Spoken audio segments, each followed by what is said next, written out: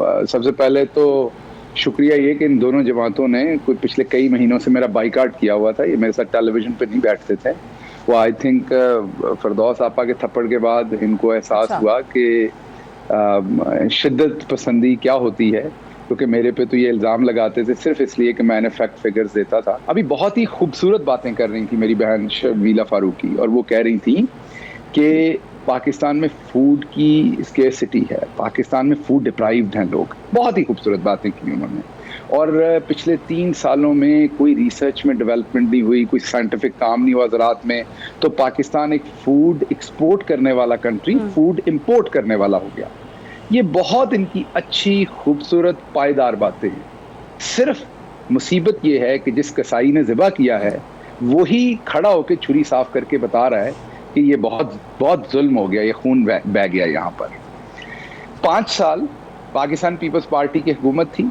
3.25 से 3.50 इनकी इकॉनमी थी, एवरेज इकोनॉमिक ग्रोथ थी, ये खुद कहते हैं, इनके नंबर्स हैं। और उसमें जो अगला इनका अपना नंबर है वो है इनकी क्रॉप्स की जो प्रोडक्शन की इम्प्रूवमेंट थी, वो थी 1.14%। मैं रिपीट कर रहा हूँ, कितनी थी? 1.14%। आबादी कितनी स्पीड से पाकिस्तान की बढ़ रही थी और बढ़ रही है? 2.2 से 2.5% पे हमारी आबादी बढ़ रही है।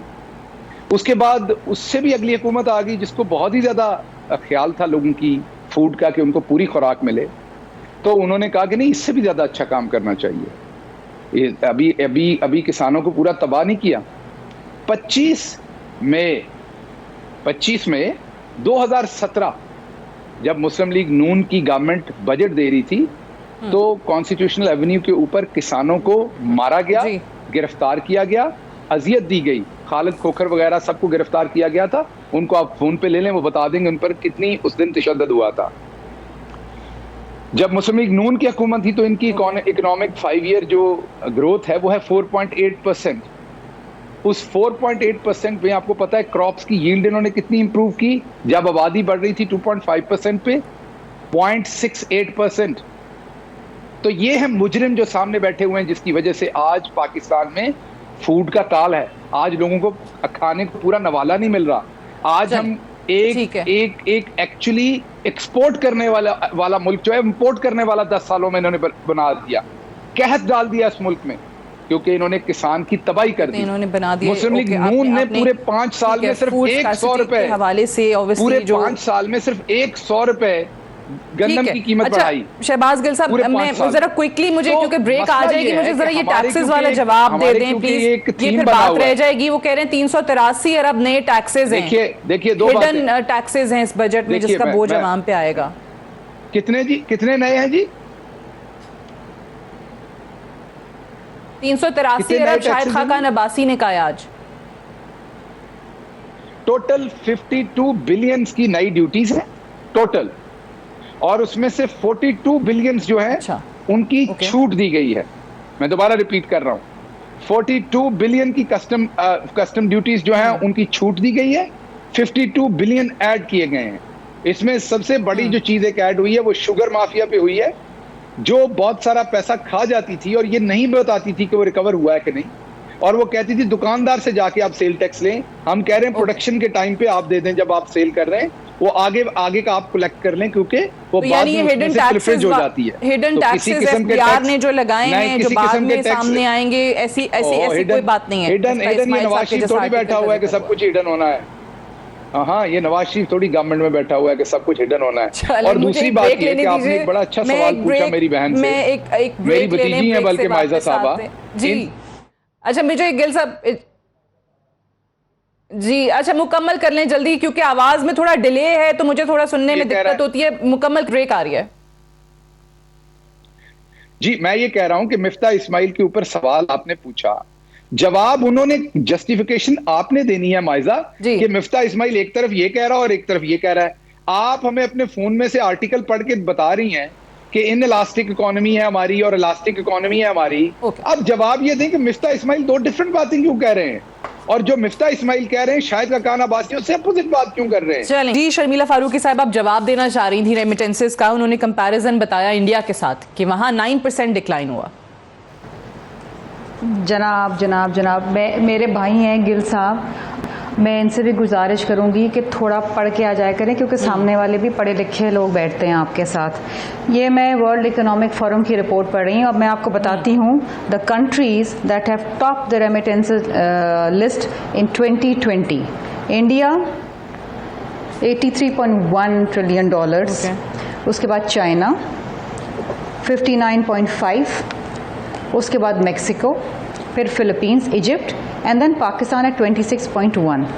तो ये जो बात कर रहे हैं ना कि जी ड्रॉप हुआ है 9%, नहीं, India is the highest recipient और सबसे ज्यादा फॉरेन डायरेक्ट इन्वेस्टमेंट इंडिया के अंदर हुई है। आबादी की वजह से है कि सामने वाला बेवकूफ नहीं बैठा। मैं आपको लिंक भेज देती हूँ, मैं सादिया आपको भी लिंक भेज देती हूँ। मैं पीपल्स पार्टी के सेक्रेटेरिएट से फिगर नहीं लेकर आई हूँ। मैं बात कर लूँ मेरे भाई, कोई बात नहीं, हो जाता है, कभी कभी गलती हो जाती है फिगर्स में, कोई मसला नहीं। मैं आपकी बहन हूँ, मैं आपको प्रोवाइड कर देती हूँ, अगले प्रोग्राम में काम आएगा आपको। दूसरी चीज ये है डिक्लाइन हुआ है। अभी तो आप कह रहे थे 9% ड्रॉप हुई है ना, अभी तो आप मैंने आपको सिर्फ बताया कि कोविड में आपने कहा कि इंडिया में 9%, इंडिया की भी 9% आपने कहा कि इंडिया में तो 9% डिक्लाइन हुआ है। सुना नहीं शायद, ये language India is the highest recipient of कुछ और ममालिक का भी आपने मैं और बात कर लूं, नाराज होने की बात नहीं है। हो जाए तो अच्छा, मैं आपको एक बात बताऊं, क्योंकि उनके मैं आपको एक बात बताऊं, बहुत ज्यादा है। आप लोग जो ये एक्सपोर्ट्स के ऊपर शादियाने बजा रहे हैं ना, ये एक्सपोर्ट्स आपकी इस वजह से क्योंकि ग्लोबल ट्रेड जो है वो रिवाइव हुई है पोस्ट कोविड, ठीक है।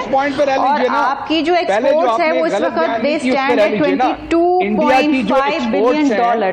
सादिया मुझे बात नहीं करने दे रहे मेरे भाई ना, सुन लेना, फिगर हौसला तो करें। अच्छा मैं सुन लेना, आप जो एक्सपोर्ट्स के शादियाने बजाते हैं शर्मिला, ये ग्लोबल ट्रेड जो रिवाइव हुई है वो एक्सपोर्ट में भी यानी 22.5 बिलियन।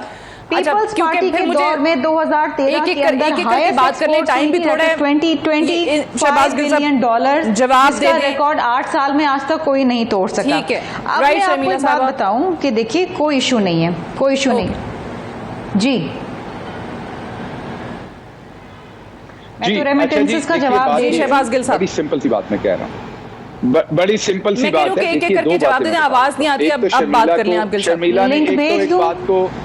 जी, एक तो शर्मिला ने एक बात को मिसअंडरस्टैंड किया और फिर वो री इंटरप्रेट कर रहे हैं। देखिए ये बात समझिए, इंडिया की रेमिटेंसेस पूरी दुनिया में सबसे ज्यादा हैं, 20% डिक्लाइन भी होगा। मैं इसका इसे एग्जांपल देता हूं, हमारी रेमिटेंसेस में डिक्लाइन भी होगा, फिर भी हमारी नेपाल से ज्यादा होंगी, क्योंकि हमारी आबादी ज्यादा, हमारे लोग बाहर ज्यादा काम करते हैं। लिस्ट में नाम ऊपर होने से इसका मतलब नहीं कि रेमिटेंसेस बढ़ गई हैं। रेमिटेंस ये कह रही थी कि रेमिटेंसेस पाकिस्तान में इंक्रीज होनी थी कोविड की वजह से, तो मैं इनको बता रहा था कि पूरी दुनिया में कोविड की वजह से रेमिटेंसेस कम हुई हैं। ये मुझे बता रही है 2021 के अंदर ये प्रेडिक्शन है कि ये रेमिटेंसेस दुनिया भर में बशमूल पाकिस्तान के डिक्रीज होंगी।